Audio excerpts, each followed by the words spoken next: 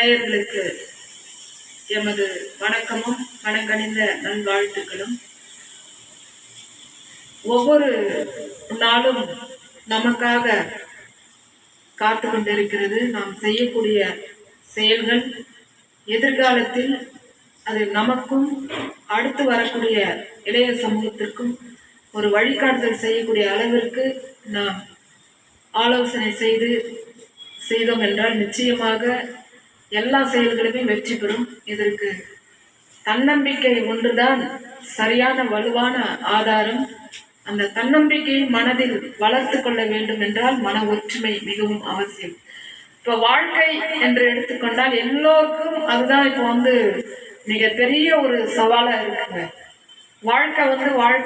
வாழ்க்கை தான். அதை எவ்வளவு பெரிய பிரச்சனையா இருந்தாலும் பார்த்தலாம் ஒரு கை அப்படின்னு சொல்லி அதை சவாலா ஏற்றுக்கொள்ள வேண்டுமே தவிர துவண்டு போயிட்டு மூளையில உட்கார்ந்து அழுறதோ கவலைப்படுறதோ வழியே இல்லைன்னு சொல்லி விழி பிதுங்கி நிற்கிறதோ இல்லை. ஆனா வாழ்க்கைக்கு பல பாதைகள் உண்டு. நம்மால என்ன செய்ய முடியும் அப்படின்னு சொல்லி நாம தீர்மானிக்கும் பொழுது நிச்சயமா அதற்கு நமக்கே நிறைய யோசனைகள்லாம் வரும். எனக்கு தெரிஞ்சுங்க, வாழ்க்கையில